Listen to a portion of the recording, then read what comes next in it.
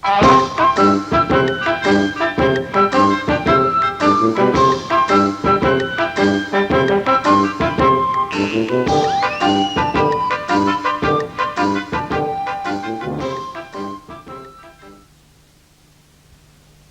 evening. Welcome to the Antiquated Roadshow. My name is Hugh Scurry, and this evening we've come to the lovely county of Warwickshire. All throughout the year, tourists from all over the world, America, Japan and Australia, flock to Warwickshire, to one place and one place only. Yes, you've guessed it, Nuneaton. Nuneaton, where Lady Godiva, from her exploits in Coventry, came along here and rode through the town on a bike without a tyre. We came along this evening to Nuneaton, the home of George Eliot. But unfortunately George was out, so we had to come here to the Art Centre in Poolbank Street. Throughout the day we have had literally hundreds of calls of people inquiring what's on at the cinema downstairs. But believe it or not, we have in fact had one or two inquiries about this evening's show. One dear old lady rang up and said, would I be interested in seeing her teddy bear? I told her to come along, and when she did, there she was with husband Edward stark naked. I thought, sorry old girl, can't have that here. Among our experts this evening, we have Mr. Phil Latterly, who really has stamped an impression on this show. Also amongst our experts, we have Mr. Cy Ball, who's just itching to get into some drawers. And another of our experts is the one and only Mr. Toby Jugg, a man of many faces who can't wait to handle your collectibles. So, without more ado, let us go around the room now and have a look at some of the lovely items that have been brought along here today.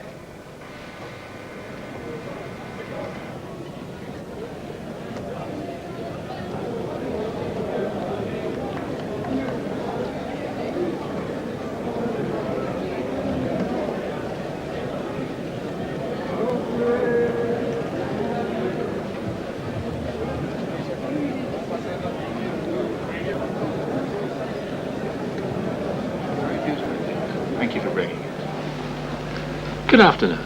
Oh, good afternoon. Can you tell me what you know about this, please? I'd be grateful. Ah, yes. Well, this, of course, is a papyrus from ancient Egypt. I think it must be the oldest thing we've had in the show today. In fact, yes, I would say it's probably 7th dynasty, which makes it a bit more than 4,000 years old.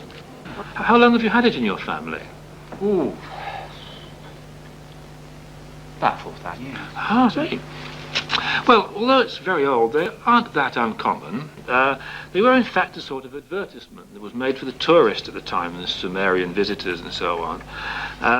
And it's basically all about these two people that you can see on it. And it says on the top in ancient Egyptian hieroglyphics. I don't know if you read Egyptian hieroglyphics, do you? No, I must have been off school the day we did that. What it says here is, would you like to meet my sister for 5 pieces of silver? Up here it's a trip round the pyramids on the camel for 2 pieces of silver, and this one is a go on the donkey, just 1 piece of silver. I imagine you'd like to know how much it's worth. No, not really. Well, most people do really want to know. No, don't really. There's no charge. No, it's all right. No. Just for insurance, shall we say? No, don't want to know, no. Well, it's my job, you know. No, I don't want to know, thank you. Well, let me have a guess. No, will you? no, forget it.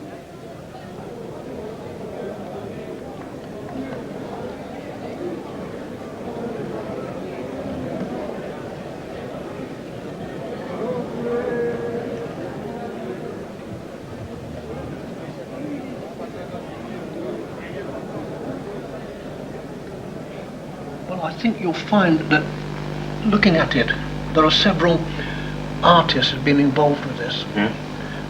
For instance, the style of the umbrellas is not in keeping with the clothes the girls are wearing. Another thing is there are no men in the picture, which indicates it's probably a Middle East production made probably in China. There are several other things as well. This balcony, they didn't have this type of balustrade in the earlier ones. These are later. Yeah. These are later. These are. So I'm trying to date it, and I don't think it's that early. Probably 1750, 1760. Mm-hmm. Had it in the family for a while. Yeah. Who did it belong to in the first place? Well, it's my mother-in-law's actually, and we left it in the will. Mhm. Yes. An interesting point about this is that, as I said, it was designed in Persia but made in China. Yeah. The reason for saying that is that I couldn't, when I looked at it earlier on, I couldn't find a fault in it. Now, the Persians, when they made a thing like this, a rug or whatever, they put a fault in it purposely, hidden of course, because their religion says that no one makes things perfect, no human, only God makes things perfect. Therefore they would build a fault into the thing. I can't find a fault in this,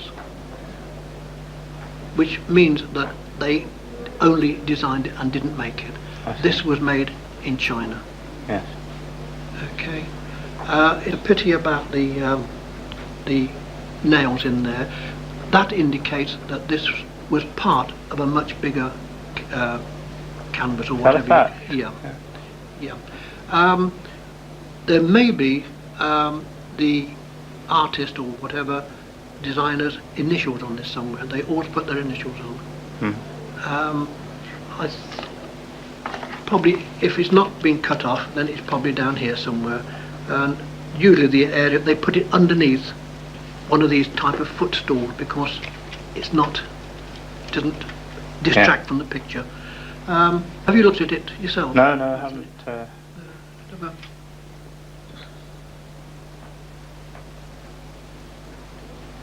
Yes, there is one. There's some initials there.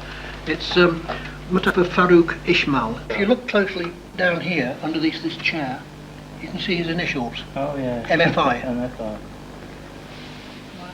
Well, it's no trouble. No, it's all right. No, don't bother yourself. No, Well, most people want to know. No, it doesn't matter. Honest, no. There's no charge No, doing it this doesn't. stuff. No, it's all right. Doesn't matter. No, don't trouble yourself. No, there's no trouble at No, all. no, I'm not really interested. No. Well, just for the insurance. No. then? Well, let me have a No, guess. no, how I much it's don't worth. want.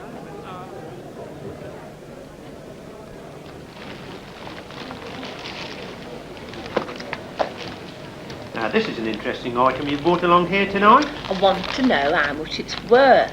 Well, let's examine it first. Let's examine it carefully.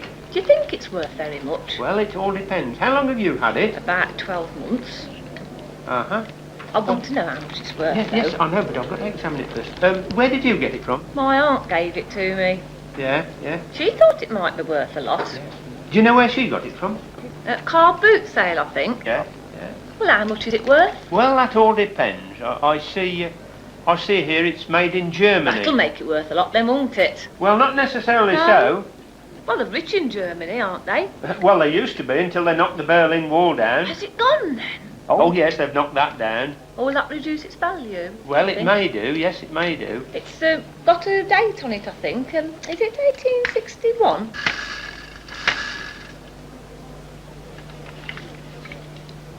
Yes, there is a date there, but not 1861.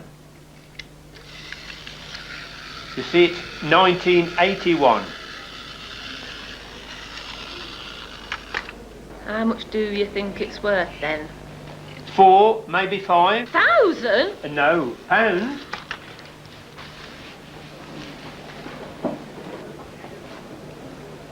Well.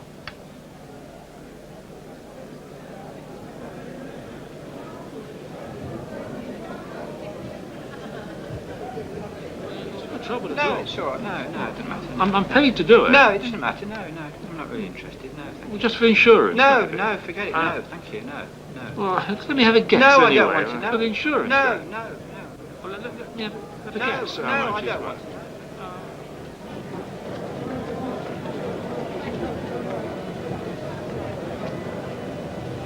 Thank you.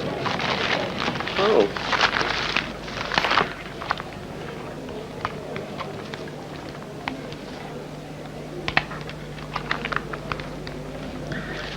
This is interesting. I haven't seen one of these in the show for some considerable time. This seems to be in a very good condition for its age. Do you know anything about it? No, not really.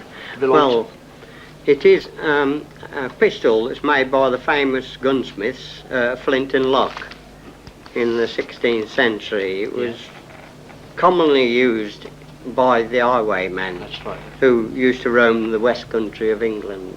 There was usually a pair of these guns. Is this the only one? That's in the your only one. possession? Do you know how it works? No, never tried. Well, it works on a 3-lock system where you pull the one back onto the safety lock and then put the powder in the pan.